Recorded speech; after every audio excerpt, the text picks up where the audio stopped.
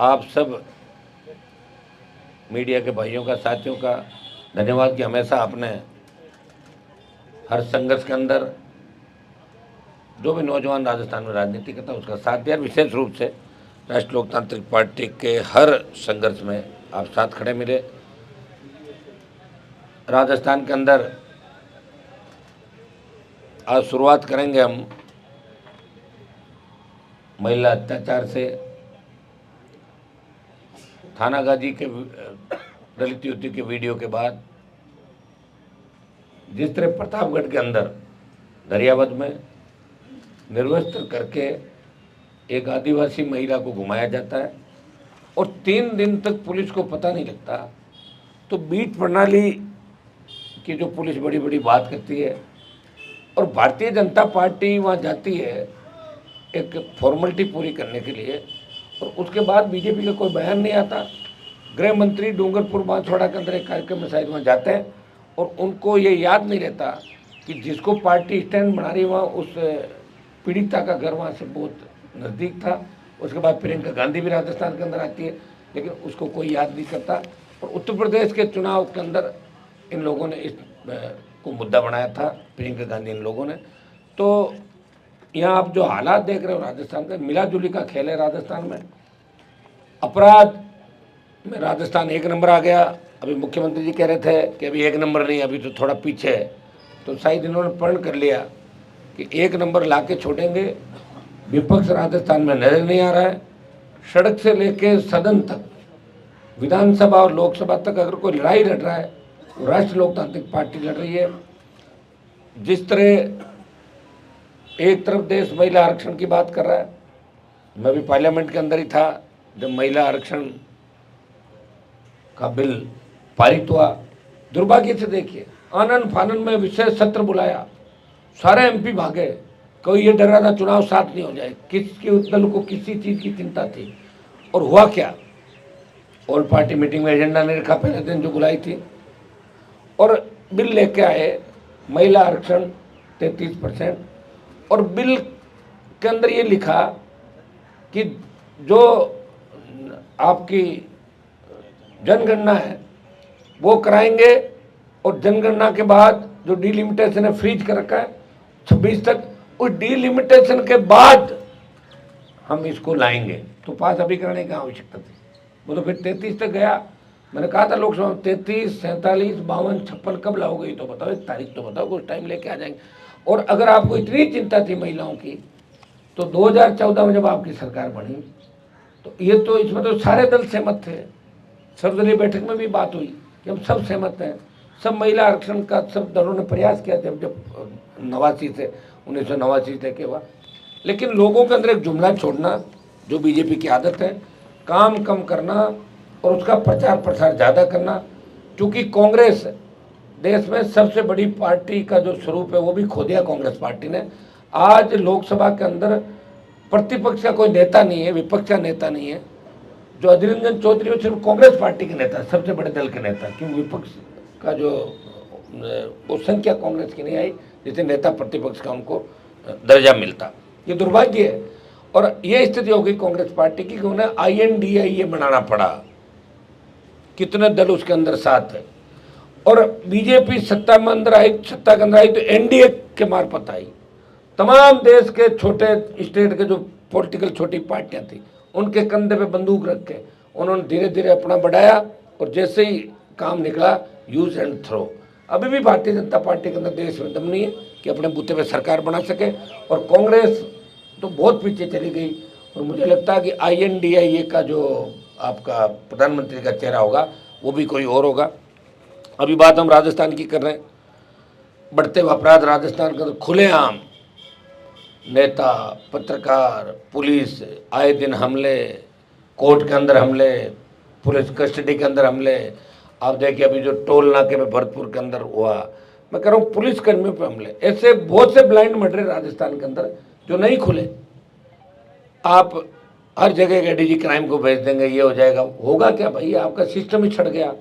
25 साल से ही व्यवस्था राजस्थान में जो बनी है, कोई न कोई कारण था। ये वही राजस्थान था जब लोग अपने बच्चों को पढ़ाने के लिए बाहर से आते थे, जब हम स्कूल कॉलेज में पढ़ते थे तो जयपुर का कितना बड़ा क्रेज था, हमारी यूनिवर्सिटी का कितना क्रेज था, हमारे स्कूल का कितना था, अजमेर का मेयो जो वर्ल्ड से बच्चे पढ़ने के लिए आते थे। दुर्भाग्य से राजस्थान में लोग बच्चों को पढ़ाने नहीं भेजते क्योंकि अपराधियों का गढ़ बन गया, गैंगवार का गढ़ बन गया। किस तरह राजनेता संरक्षण दे रहे हैं अपराधियों को, आप देखिए माफिया को किसने पनपाया, राजनेताओं ने।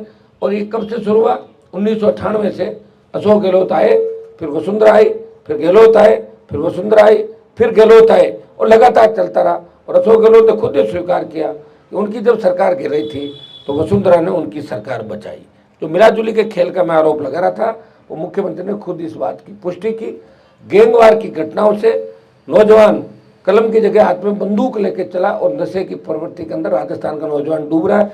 आज अखबार उठा के हम देखेंगे, सोशल मीडिया या इस आपके इलेक्ट्रॉनिक मीडिया पे खबर चलेगी तो अपराध में राजस्थान बहुत आगे बढ़ रहा है। महिला अपराध के अंदर, दूसरा अपराध के अंदर हमें बेमुक्त अपराध मुक्त राजस्थान करना है।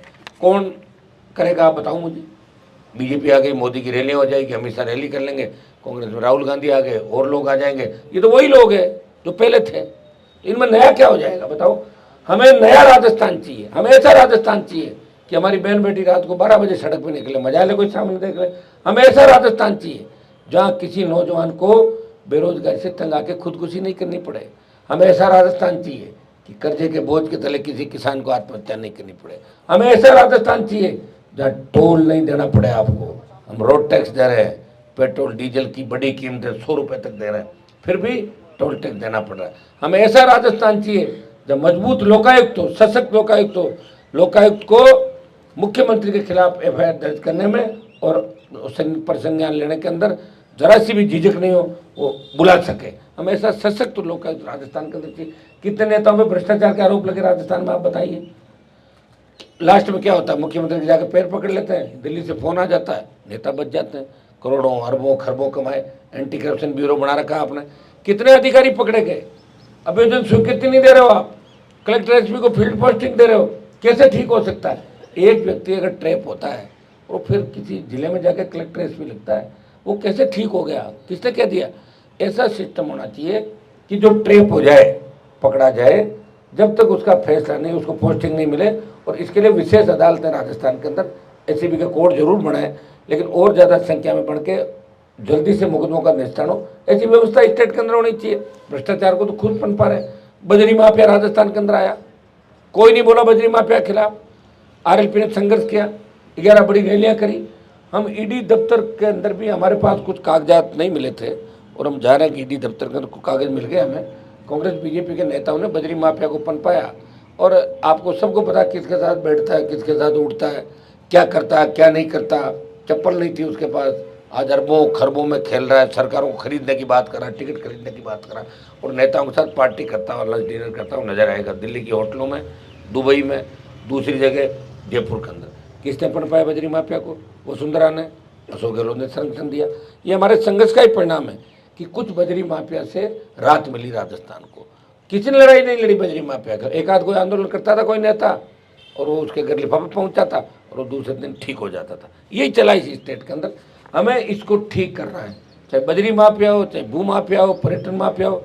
जिस शहर के अंदर हम बैठे हैं उसमें आप देख सकते हैं कितने भू माफिया पनप गए कि पूरा अमानी शाह का नाड़ा ही खा गए। क्या हुआ बताओ मुझे। मैं मेरा कह सकता हूँ, मैं अगर सरकार के नज़दीक रहा, ये सारे माफिया जेलों के अंदर होंगे। आज किसान की जो दुर्दशा है, फसल बीमा, आप देखिए इस बार बेमौसम बारिश बरसात हो रही है, अभी बारिश हो रही है। ये बारिश अगर 1 महीने पहले होती तो बहुत बम्पर पैदावार राजस्थान के अंदर होती।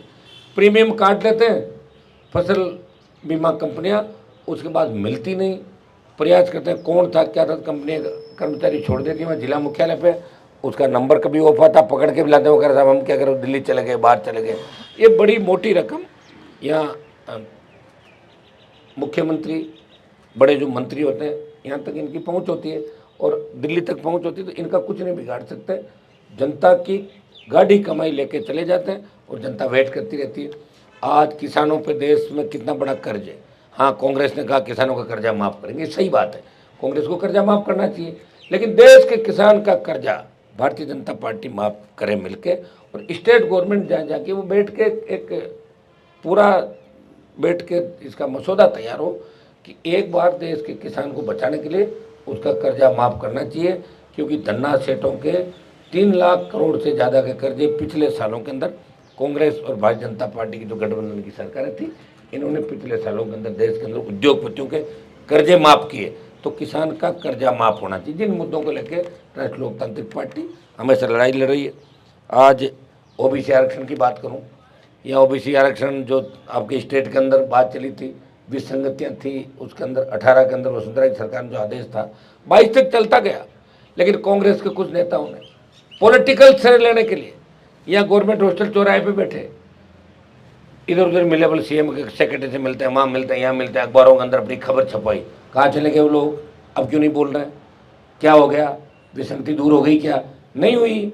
शेडो पोस्ट एक भी नहीं भरी गई, विसंगति दूर नहीं हुई। खाली मीडिया के अंदर छपना, सोशल मीडिया पर अपनी बात करना और ये मैसेज देना कि हम ही रहनुमा है ओबीसी के। उन लोगों को मैं कहना चाहूँगा कि उनको याद रखना चाहिए कि क्या कह के गए थे, क्या क्या। वसुंधरा अगर गलत ओबीसी के हितों पर कुठाराघात कर रही थी, तो गहलोत सरकार ने भी 5 साल ओबीसी के हितों पर कुठाराघात किया।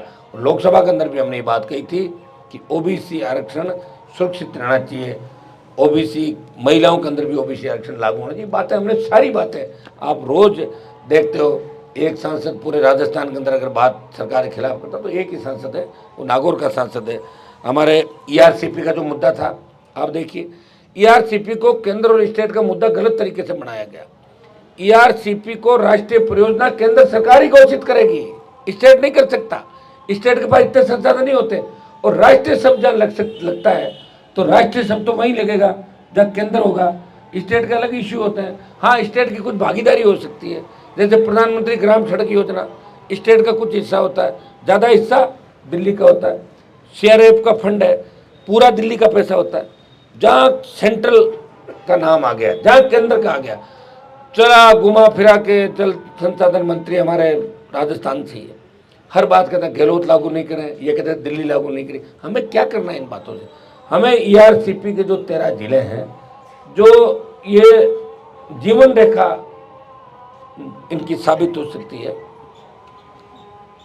पीने के पानी के साथ सिंचाई का पानी, और ये राष्ट्रीय परियोजना प्रधानमंत्री इसको घोषित करे। ये वादा करके भी प्रधानमंत्री चुनाव के समय गए थे कि हम ईआरसीपी को राष्ट्रीय परियोजना घोषित करेंगे। ये प्रधानमंत्री का वादा था और प्रधानमंत्री कल आ रहे हैं जयपुर के अंदर। तो ये कितने एक वादे उन्होंने बहुत किए लोगों से, 15 लाख रुपए खाते में आएंगे, इतने करोड़ नौकरियां लगेगी। ये आपको भी पता है कि कोविड के अंदर 50 लाख लोग इस देश के अंदर चले गए। कितनी गाय लंपी के अंदर चली गई। 100 रुपये दे रहे हो डीजल पेट्रोल के, देने ही पड़ रहे हैं। ज़्यादा कहो तो लोकसभा में खड़े होकर कहते हैं इनके मंत्री कि गाड़ी रखो मत, साइकिल चला लो। ये और कहते इतना दम्भ ये लोग। आपने देखा हो कैसा एक वीडियो इनके मंत्री का आया था, प्रधानमंत्री ने भाषण दिया कि तुम्हारा व्यवहार देखेगी दुनिया, चुनाव को समय बाकी है, इधर का भी देखेगी, उधर का भी। हम लोगों की तरफ इशारा किया, इधर का भी देखेगी और हमारे इधर का भी देखेगी। तो उनके उधर का तो देख लिया, आप देख रहे हो ना गाली गलौज जो चल रहा है। तो ये प्रधानमंत्री, मुझे लग रहा है कि प्रधानमंत्री को भी लोग नहीं मानते। बीजेपी के अंदर ये स्थिति हो गई। कार्रवाई होनी चाहिए इस मामले के अंदर।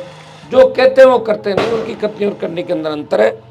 ये हमारा जो भी गंगानगर के अंदर बड़ा आंदोलन चल रहा है, पंजाब हिस्से का पानी नहीं दे रहा है, रोज आंदोलन हो रहा है। गढ़चाना रावला के अंदर बीजेपी सरकार में गोलियां चली किसानों पे, कई किसान शहीद हुए। 16 के अंदर गोली चली, किसान शहीद हुए। पंजाब पानी दे नहीं रहा है अपनी जिद की वजह से, और पंजाब में पानी की आवश्यकता नहीं है, फिर भी राजस्थान को पानी दे दो। पंजाब में तो बाढ़ आ गई और राजस्थान को पानी नहीं मिला। इसका मतलब हमारी लीडरशिप कमजोर है राजस्थान की।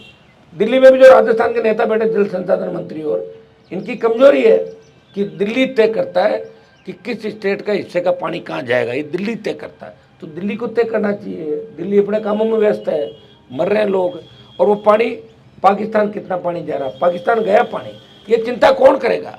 हरियाणा पानी आंख दिखा देता है, कौन चिंता करेगा? मजबूत सरकार कहाँ है? मजबूत गहलोत की सरकार तो मजबूत नहीं। सरकार गिराने के लिए प्रयास हुए, अब वो अपनी सरकार बचाने में लगे हुए। एक ही नारा दे दिया, रिपीट कर रहा हूँ, रिपीट कर रहा हूँ। रिपीट नहीं हो रही सरकार कहीं भी। जैसे ही आचार संहिता लगेगी, चुनाव में जाएंगे, तब पता लग जाएगा कांग्रेस की क्या हालत होती है। और भारतीय जनता पार्टी जो बिना विजन के इस चुनाव के अंदर आई, उनको परखा है लोगों ने। बीजेपी का राज रहा राजस्थान के अंदर लंबे समय तक। क्या कर दिया इन लोगों ने? उस चीज़ को भी राजस्थान का जवान बुरा नहीं पा रहा। इस बार सबसे ज़्यादा जवान राजस्थान में वोट करेगा। नया वोट जो जुड़ा है उसकी संख्या 60 से 80 लाख के बीच में। जब 4 अक्टूबर को अंतिम मतदाता सूची प्रकाशित होगी तब आप देखना जो नया वोट होगा वो पहली बार राजस्थान में ऐसी पार्टी को वोट करना चाहेगा जिस पे दाग नहीं है, जो लड़ रही है भ्रष्टाचार के खिलाफ, संघर्ष कर रही है सड़क से लेकर सदन तक। वो ऐसे पार्टी और ऐसे नेताओं को पसंद करेंगे। और एक हमारे जो उद्योग है इनके अंदर स्थानीय लोगों को रोजगार की बात हम रोज उठा रहे हैं। स्टेट एक बार चालू करे, शुरुआत करे। बाड़मेर के तेल के कुओं से लेके का आपकी रिफाइनरी बन रही है और भिवाड़ी तक कितनी सीमेंट कंपनियां नहीं आ गई। जिंक हो गया, कॉपर हो गया, टंगस्टन था, हर जगह कोयला, गैस, ज़मीन हमारी अधिग्रहण कर ली जाती। भारतमाला में कितनी ज़मीन चली गई, मुंबई दिल्ली एक्सप्रेस वे में कितनी ज़मीन चली गई। हमारे डीएलसी दर कम थी, हमें मुआवजा नहीं मिला। पंजाब के अंदर देखिए पर बीघा मुआवजा कितना है, हरियाणा में पर बीघा कितना है, यूपी में पर बीघा कितना है। कौन जिम्मेदार है इसके लिए? जिम्मेदार सरकार है, जिम्मेदार है, विपक्ष है नहीं। लड़ाई लड़ रही है पार्टी जो आपके सामने बैठी है। हो सकता है कि आप लोग इसमें लगते हैं कि यार कभी थर्ड फंड बना नहीं, तो आपको पता होना चाहिए कि 18 के अंदर भी इस थर्ड फंड ने कांग्रेस को वेंटिलेटर पे और बीजेपी को 70-72 पे धकेल दिया था। उद्योगों में 80% रोजगार स्थानीय लोगों को मिले। प्रदूषण हमारे, ज़मीनें हमारी, बच्चे हमारे तकलीफ पा रहे हैं, ज़मीनें बंजर हो रही है आसपास की, और रोजगार दूसरों को ला के दिया था। इन सब के खिलाफ ये जितने भी जिन मुद्दों को लेकर आरएलपी का गठन हुआ, इनको कांग्रेस भाजपा जिस तरह मिलकर काम करी राजस्थान। कल एक फोटो वायरल हो रही थी जिसमें अशोक गहलोत, वसुंधरा और 2 लोगों की और फोटो थी, कोई एयरपोर्ट की या कोई कार्यक्रम की होगी, किस तरह हंस रहे हैं खिलखिला के और किस तरह ताली दे रहे हैं। इसका मतलब हम वो ये कह रहे हैं कि हम जनता को बेवकूफ़ बना रहे हैं, चिंता मत करो हम सब एक हैं यहाँ के। तो ये हालात राजस्थान के अंदर है। तो इनको ठीक कौन करेगा? अब कोई लोक देवता तो आएगा नहीं राजस्थान के अंदर ठीक करने के लिए, किसी को प्रयास करना होगा। तो एक व्यक्ति प्रयास करा राजस्थान के अंदर। और मैं जब 52 से लेकर आज तक का इतिहास मैंने उठाया, एक व्यक्ति जिसने पार्टी बनाई, उस पार्टी को मान्यता दिलाई, दिल्ली गया, ऑल पार्टी मीटिंग में अगर कोई बैठता पीएम के साथ, वो आपकी ही राजस्थान का एक पार्टी का सांसद है, वो आपके सामने बैठा, ऑल पार्टी मीटिंग में भी राजस्थान की पैरोकारी करता है। विशेष राज्य का दर्जा दो, मेरे राजस्थान में ये करो, मेरे राजस्थान में वो करो, SC ST OBC के आरक्षण को ठीक करो, मानगढ़ को राष्ट्रीय स्मारक घोषित करो। कभी देवनारायण भगवान के मंदिर की जहाँ बात आती है, कभी दूसरे समाजों के जो आर्थिक आधार पर भी अगर आरक्षण की पैरवी करी। तो इस राष्ट्रीय लोकतांत्रिक पार्टी ने आर्थिक आधार पर भी ब्राह्मण, बनिया और दूसरे समाजों को भी आर्थिक आधार पर आरक्षण देने की बात करी थी। सर्व समाज को साथ लेकर हम राजस्थान के अंदर चल रहे हैं। हमें चिंता है ये राजस्थान बचेगा कैसे? अगर नौजवान नहीं बचा तो राजस्थान नहीं बचेगा, नौजवान नहीं बचा देश नहीं बचेगा। पहले किसान बिल ला के किसानों को कमज़ोर किया और अग्निपथ ला के देश के सेना का सम्मान कम किया। सेना के सम्मान में आरएलपी मैदान के अंदर है। 2 लाख जवानों की रैली जोधपुर में करी। लोकसभा मामला कई दर्जन बार उठाया, अब भी उठाया। और मैं विश्वास दिलाता हूं कि हमारी हुंकार की बदौलत पहले अग्निवीर 25% रख के 75 वापिस भेज रहे थे, सरकार बैकफुट पर आई। अब 50% अग्निवीरों को फौज में एडजस्ट करेंगे और 50% वापस आएंगे। लेकिन चुनाव से पहले हम एक बड़ा रेला दिल्ली की ओर कूच करेंगे, 1 लाख से ज़्यादा जवान, और हम कोशिश करेंगे कि मोदी सरकार इस अग्निपथ को वापस ले। ये हमारा प्रयास रहेगा। राजस्थान में इन बढ़ते अपराध, बेरोजगारी और ये जो हालात राजस्थान का भ्रष्टाचार के बने, इस राजस्थान को जगाने के लिए, इस राजस्थान के प्रत्येक नौजवान, किसान और सर्व समाज को जगाने के लिए राष्ट्रीय लोकतांत्रिक पार्टी एक नई यात्रा की शुरुआत राजस्थान के अंदर कर रही है। यात्रा की शुरुआत हम 28 तारीख को सालासर बालाजी के दर्शन करके और सालासर के अंदर एक बड़ी सभा करके यात्रा की शुरुआत करेंगे। 27 तारीख को यात्रा की शुरुआत होगी। उसके बाद श्राद्ध पक्ष लग जाता, आप जानते हैं सारी बात है। और 3 दिन का बीच में हम गैप देंगे। पहले दिन हमारी शुरुआत होगी और उसके बाद नई जो यात्रा का रूट होगा वो हम आपको सारा जारी कर देंगे। लेकिन 28 तारीख से यात्रा का नाम होगा सत्ता संकल्प यात्रा व्यवस्था परिवर्तन के लिए। सत्ता संकल्प व्यवस्था परिवर्तन के लिए इस प्रदेश में हम सत्ता का संकल्प लेंगे। व्यवस्था को बदलना है। गरीब आदमी को आज़ादी के 75 साल बाद थाने तहसील कचहरी में जाए तो उसको मान सम्मान मिले, किसी गरीब को दुत्कार के थानेदार तहसीलदार बाहर नहीं निकाले। ये जो एक लुटेरी टीम बनी हुई देश प्रदेश के अंदर, काला धन वापस लाने की बात चली, कौन सा काला धन आ गया वापस बताओ मुझे? 1 रुपया नहीं आया। हाँ, ये होता था पहले चोरी ज़्यादा लोग करते थे, अब अडानी अंबानी और 5, 10, 15, 20, 50 लोग हैं जो देश के अंदर हर काम उनको मिल जाता है, दूसरे लोग बेरोजगार हो गए। ये हालात आप देख रहे हो। तो हम चाहते हैं कि देश के हालात बदले और उसकी शुरुआत इस राजस्थान प्रदेश से हम कर रहे हैं। हमारी यात्रा का नाम होगा सत्ता संकल्प यात्रा। व्यवस्था परिवर्तन के लिए हम प्रयास करेंगे कि सत्ता पे कब्जा करें। सत्ता के बिना व्यवस्था नहीं बदलती और हम चाहते हैं कि सत्ता जब बदलेगी जब राजस्थान का जवान, किसान, सर्व समाज इस बार ये तय करेगा कि हमें राजस्थान को बचाने के लिए दोनों पार्टियों को घर बिठाना है और नई सरकार राजस्थान के अंदर बनानी। ये हम 28 तारीख से यात्रा की शुरुआत सालासर बालाजी के दर्शन करके और सालासर में सभा करेंगे और बाकी जो कार्यक्रम है वो हम जारी कर देंगे। हमारी प्रदेश की टीम का ऐलान भी 1-2 दिन के अंदर कर देंगे।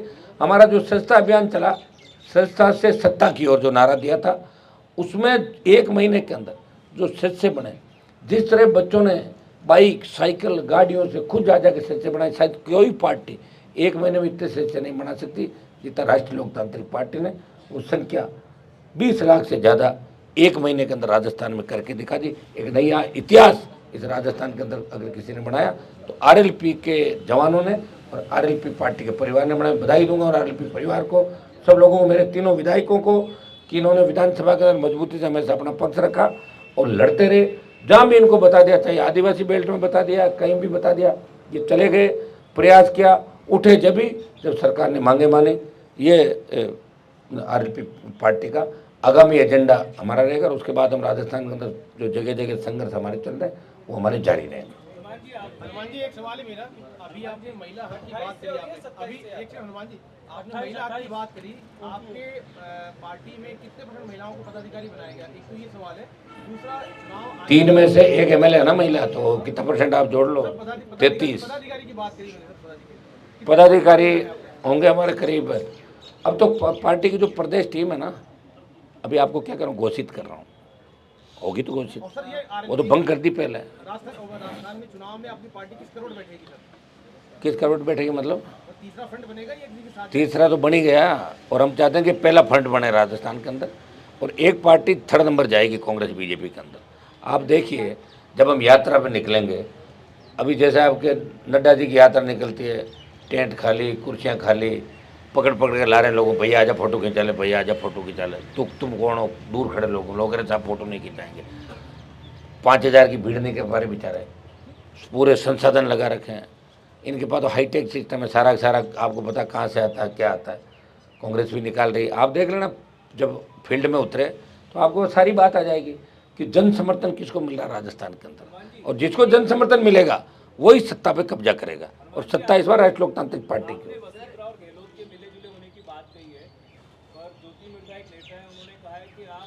वो इसके बारे में जो आप जिस नेता का सुन तो लो मेरी बात, आप ऐसा मेरी बात सुन लो, ऐसे आप हर किसी की बात मत करो। उसके बारे में जिसका आप नाम ले रहे हो ना, 3, 4, 5 बार अगर कोई मेरे सामने हार जाए, बार आप उसका नाम लो, वसुंधरा गहलोत की बात करो और कोई बड़ा, उसके बारे में इंदिरा बावरी जी जवाब दे देंगे आपके। लो आप बताएं, आप बात बता दो आप लोग।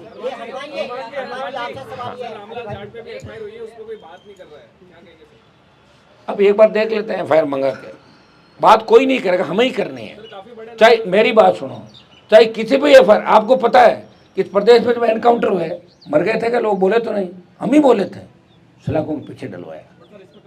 बोल देंगे ना भाई, आज ही तो सारी बात एक व्यक्ति बोल रहा, ऐसे मत करो आप। मैं कह रहा हूँ कई बार तो हम बोलते हैं तो दिखते ही नहीं है, ये भी ध्यान रखो आप लोग, ठीक है?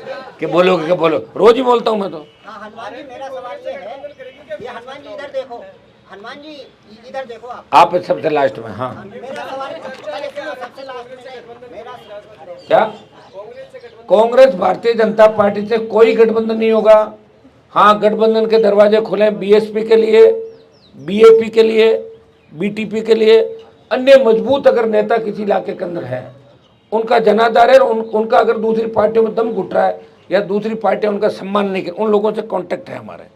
आरएलपी पार्टी, अब आप रोज देखोगे कि आरएलपी में हर दिन मजबूत लोग जो स्वाभिमानी वो आरएलपी ज्वाइन करते हुए दिखेंगे आपको। हनुमान जी मेरा ये सवाल था हनुमान मेजवान जी, सुनिए इधर एक मिनट। अभी आपने जो बद्री माफिया के नाम पे जो लीज धारक है लीगली, उसके विरुद्ध बड़े जोर शोर से आपने आंदोलन किए अलग अलग क्षेत्र में, और बाद में आपने आवाज अपनी मंद कर ली। आप डर गए या मैनेज हो आप गए? सुनो मेरी बात, तो बद्री माफिया को पूछ लो ना क्या हुआ, कहाँ लीजिए उसकी, अरे लीजिए कहाँ है, मैनेज तो मेरी बात सुनो, ऐसा ही लीजिए ख़त्म हो गई, करवा दी ना उसकी, और मैं क्या करवाता, तो लीजिए वापस ले लेता सारी।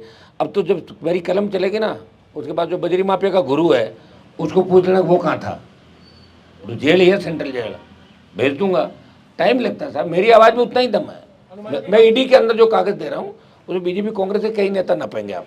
अच्छा हनुमान जी, आपके लिए सेक्युलरिज्म कितना महत्व रखता है? मेरे लिए तो सारी चीज़ महत्व रखती है, आप इसके बारे में बताइए। मैं तो कह रहा हूँ हर चीज़ मेरे लिए महत्व रखती है। ऐसा है, आरएलपी पार्टी का गठन है, वो हम सबका सम्मान करता है।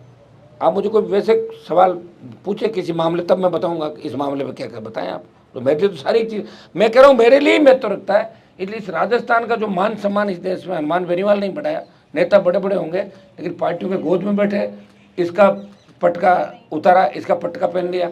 कोई झंडा हरियाणा का लेके घूमते थे, कोई यूपी वालों का, कोई झंडा छोड़ गए, डंडा छोड़ गए, पीछे लेके डोलते थे। मैंने प्रयास किया और बच्चों को एक दिशा दी राजस्थान के अंदर। और देखिए, ये हनुमान बेनीवाल की पार्टी जिसके साथ फ़ोटो खिंचा, एक आदमी आया मेरे पास कि साहब मेरे को आपसे काम है। मैंने कहा क्या काम है? कि मैं सिर्फ फ़ोटो खिंचाना चाहता हूँ आपसे। मैंने कहा उससे क्या होगा? कि उससे बीजेपी में मेरी स्थिति ठीक हो जाएगी, कि नहीं तो हनुमान जी के पास जा रहा हूँ। और हो गया उसका काम, खिंचा ले मेरे साथ फ़ोटो खिंचाने से। अगर बीजेपी में तेरी स्थिति ठीक है तो खिंचा ले फ़ोटो, मैं तो रेडी बैठा हूँ। है लोग ऐसे मन से कहते हैं मुझे। प्रधानमंत्री नरेंद्र मोदी आ रहे हैं, मंच से लेकर सारी व्यवस्थाओं का जो संचालन है महिलाएं कर रही हैं। आपको क्या लगता अच्छी बात है ना, संदेश जाएगा? अच्छी बात है। मैं ये कह रहा हूँ महिला आरक्षण के तो पक्ष में ना हम लोग, हमने कह तो दिया ना, लेकिन ये आरक्षण मिलेगा कब ये तो बताओ। मैं तो ये कहता हूँ मोदी को कल ये कहना चाहिए कि भाई अभी आरक्षण जो बिल पारित हुआ है उसमें शर्तें हैं, वो 15 साल 20 साल 25 साल, ये तो प्रधानमंत्री के हाथ में। कल उनको कहना चाहिए कि 66 टिकट हम देंगे, 33 दूना 66, और ओबीसी का भी लाके, क्योंकि वहाँ लागू नहीं हुआ ओबीसी का, एमएलए एमपी में ओबीसी का आरक्षण लागू नहीं है, इसलिए महिला में भी नहीं है। और ओबीसी का हिसाब से वो कहते हैं कि इतनी हम देंगे ओबीसी को, तो 125 सीट की कल डिक्लेयर कर देना चाहिए उनको, तो एक मैसेज जाएगा कि प्रधानमंत्री ने ये कहा चूंकि अभी संवैधानिक रूप से आरक्षण लागू नहीं हुआ, समय लगेगा। वो तो हमने एक जुमला छोड़ा था वोटों के लिए, जो हमेशा उनकी आदत है जुमला छोड़ने की। वो ये कहते हैं कि 66 टिकट तो दूंगा मैं, 33% जो है 66, और ये दूंगा ओबीसी के। प्रधानमंत्री को कहना चाहिए, उनके तो हाथ में, जैसे मेरी पार्टी का टिकट देना अभी हम सब लोग बेटा हमारे हाथ में। और मैं आपको ये वचन दे सकता हूँ कि इस बार महिलाओं युवाओं को आरएलपी सबसे ज़्यादा टिकट देगी राजस्थान के। हनुमान जी, आपने अभी कहा कि सत्ता के बिना जो है व्यवस्थाओं में बदलाव नहीं हो सकता। सत्ता पाने के लिए राजस्थान में कांग्रेस को देखें तो उनका राष्ट्रीय नेतृत्व पूरा यहाँ मौजूद है। प्रधानमंत्री यहाँ आ रहे हैं, आम आदमी पार्टी से भगवंत मान केजरीवाल राजस्थान में दौरे कर रहे हैं, चौटाला तक राजस्थान की चाबी बनने की बात कर रहे हैं। ऐसी स्थिति के अंदर आरएलपी जो इतनी बड़ी बात कर रही है, कहीं ये सपने जैसा तो नहीं हो जाएगा, या आप इसको कैसे मैनेज करोगे? उसका कारण आप ये भी है कि यहाँ राजस्थान के अंदर कभी ये प्रयास किसी ने किया नहीं, प्रयोग किया नहीं, और हर बार लोगों को सफलता मिली। यार यहाँ के नेताओं ने हमेशा धोखा दिया पब्लिक को। कोई कहता था मैं पार्टी बनाऊंगा, पता लगा पार्टी तो बनी हुई थी, दूसरा नाम ले आए, नहीं बनी पार्टी किसी से। कभी पार्टी बनाई तो 1 महीने बाद उसका विलय हो गया। तो ये आपका सवाल वाजिब है कि अभी जो राजस्थान के लिए गीत गाए जाते हैं, वीरों की धरती सूरा रेर मीठा मोरा री, वो तो अभी ही पता लगेगा। आप अगर मुझे निकाल दो तो क्या है दिल्ली में आपके पास 24 आदमी है जो डांट खाते हैं मोदी से। प्रधानमंत्री ये और कहता है चुपचाप चले जाना, शुक्रवार के बाद मत दिखना, यहाँ पर जाओ अपने अपने एरिया में। ये तो मैं बैठा हूँ तो इज्जत तो लेकर बैठा हूँ इस स्टेट की। पार्टी बना के जितने भी देश में ये लोग आप जिन जिन का नाम ले रहे हो घूम रहे हैं यहाँ पे, क्यों घूम रहे हैं? लेकिन उनकी हवा नहीं बन रही है। आप पार्टी की हवा क्यों नहीं बनी आप भी जानते हो। हनुमान बेनीवाल की आरएलपी पार्टी किसान जवानों की पार्टी है। यह हर किसी का स्टेशन नहीं लगने वाला। यह राजस्थान में आरएलपी इस बार बहुत मजबूती के साथ, मैं ये तो नहीं कह सकता सीटें कितनी आएगी, लेकिन एक पार्टी 3rd नंबर पे कांग्रेस बीजेपी में राजस्थान के अंदर चली जाएगी। अगर हमारे साथ बसपा और ये गठबंधन में आ जाते हैं तो हमारी बहुत साउंड स्थिति राजस्थान के अंदर होगी। आप देखिए नेताओं में कहाँ दम है। जो बड़े बड़े नेता, बड़े बाप के बेटे, बड़े बड़े पदों पर रहे, बात करते थे ना बड़ी बड़ी, क्या हुआ? सरेंडर हो गए, बिगी बिल्ली बन गए सारे सारे। तो मैं तो लड़ तो रहा हूँ। आप ये मत पूछो भगत सिंह अगर ये सोचता कि मेरे फांसी पे चढ़ने से मैं क्यों चढ़ूँ, मैं कौन सा पीएम बन रहा हूँ। प्रधानमंत्री नेहरू बना था, लड़ाई लड़नी है मुझे राजस्थान के लिए, ताकि आपको बाहर लोग ये नहीं कहे कि वही राजस्थान है जो कांग्रेस बीजेपी वोट डालता था। उत्तर प्रदेश, हरियाणा, पंजाब, बिहार, झारखंड, छत्तीसगढ़, क्षेत्रीय पार्टियां किस तरह ताकतवरों के उभरती है।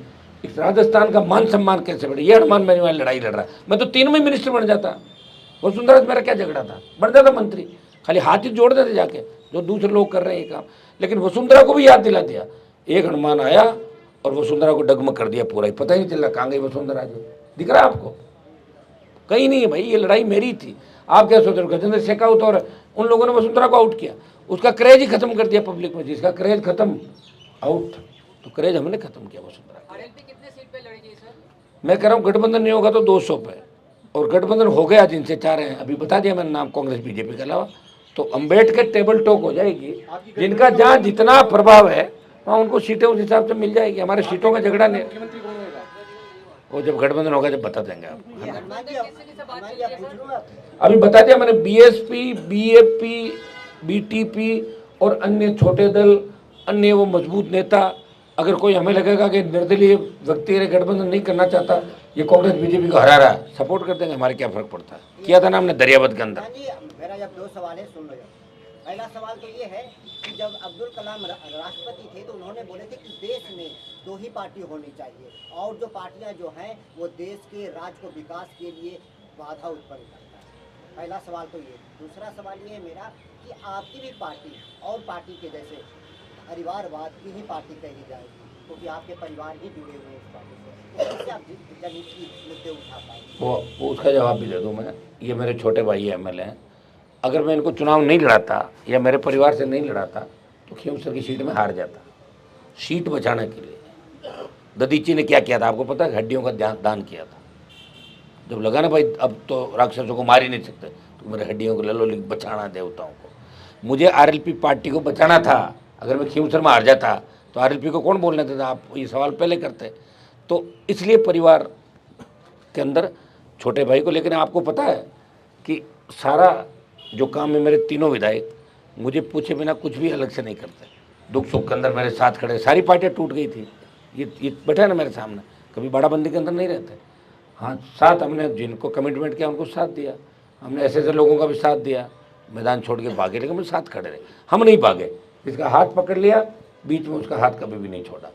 और आपने रही दूसरी बात अब्दुल कलाम की, ये उनकी सोच होगी कि 2 ही पार्टियाँ होनी चाहिए, तो उनके हिसाब से थोड़ी चलता है सारा। वो तो हर व्यक्ति का अलग विचार है, आपका अलग विचार है। ऐसे कोई कहते 2 ही चैनल होने चाहिए, 2 ही अखबार होने चाहिए, बाकी क्या करेंगे फिर? वो प्रधानमंत्री आरएलपी से डरे हुए हैं, बार बार इसीलिए आ रहे हैं। प्रधानमंत्री 2013 में खींवसर में 2 मीटिंग करके गए थे, जमानत जब्त हुई थी बीजेपी की मेरे सामने। 2013 के एमएलए चुन, गुजरात के सीएम थे उस समय। सचिन पायलट की चुप्पी पे क्या बोलेंगे? वो तो अभी छात्र संघ चुनाव को लेकर जो हमने आंदोलन किया, और उसमें उनको बोलना चाहिए था। मैं तो मैसेज कर, मेरी बात तो उनसे होती नहीं आजकल, क्योंकि जब से उन्होंने कहा नहीं भाई मैं तो कांग्रेस में ही रहूँगा, पहले तो बड़ी बड़ी बात करते थे। अब जो भी उनकी मजबूरियाँ रही, राजनीतिक मजबूरियाँ, मेरा कोई इनसे इतना संपर्क नहीं। मैं उनके साथ थोड़ी पढ़ा हूँ स्कूल कॉलेज में, मेरे दोस्त वैसे दोस्त हैं, बचपन से मैं साथ नहीं रहा। उनकी क्या मजबूरियाँ रही होगी वो तो वही जानते हैं, या अशोक गहलोत जानते होंगे, 2 ही व्यक्ति जानते हैं, और या फिर बीजेपी के लोग जानते होंगे। वो तो कईयों को बता दिया ना, फौजमार कप्तान अशोक गहलोत भी है, सचिन पायलट भी है। फौजमार कप्तान वो होता है जो अपनी ही फौज को मारता है। उनके लिए जो लोग लड़ते रहे, आप देखना ज़्यादातर को टिकट नहीं मिलेगी। हनुमान जी कितनी पार्टी अभी आपसे गठबंधन करने के लिए इच्छुक है? बहुत भाग रही है, खौर एनडीए, इंडिया। दिल्ली में तो मेरे को सोने ही नहीं दिया, एक जाए इंडिया तो आ जाए आपका एनडीए, वो जाए तो वो आ जाए। मैं बहुत परेशान हुआ पिछले दिनों से, इनको झेल रहा हूँ लोगों को, लेकिन फिर भी खड़ा हूँ मजबूती के साथ। अभी आपने बीएसपी का नाम लिया, इनमें वो मैं कांटेक्ट में, मेरे कांटेक्ट में है वो लोग, प्रयास कर रहे हैं हम लोग। मैंने पिछली बार भी कहा था कि बीएसपी से गठबंधन नहीं हुआ, मेरा गठबंधन मैंने प्रयास किया था। कल को लोग ये नहीं कहते कि हनुमान बेनीवाल ने प्रयास नहीं किया। मैं पूरा प्रयास कर रहा हूँ। आप देख रहे हैं कि हमेशा हर मंच से भी मैं बात करता हूँ, आपके सामने भी बात हमेशा कहता हूँ। लेकिन ये जो हमारी यात्रा है, इससे राजस्थान में बहुत बड़ा बदलाव होगा। और जब यात्रा को आप चलता हुआ देखोगे तो आपको खुद को महसूस होगा कि राजस्थान बदल रहा है। पूरे राजस्थान में निकालेंगे? पूरे राजस्थान में। ये आम आदमी पार्टी के साथ बात होगी? आम आदमी पार्टी वालों को वैसे तो मेरे भगवंत मान से दोस्ती है अच्छी, लेकिन मेरी गठबंधन के बारे में किसी तरह की बात उनके साथ नहीं हुई। अभी तो एक बार हम, चूंकि श्राद्ध है ना, 28 को हम यात्रा करेंगे और उसके बाद नेक्स्ट जो 1-2 दिन का ब्रेक देके हम बात कर लेते हैं। उसके जो भी प्रभारी होंगे से उनकी आज हम करके आपको बता देंगे। 28 से यात्रा चलेगी और 150 से 200 विधानसभा क्षेत्रों में ये यात्रा हम पूरी करेंगे राजस्थान।